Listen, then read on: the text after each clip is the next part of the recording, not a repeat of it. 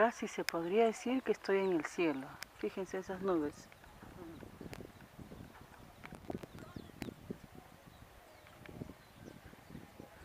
Así que envidienme en Lima de lo que van a ver después. Tienen que venir algún día para que vean esto, vivo y en directo. Si acá lo van a ver bonito, es espectacular.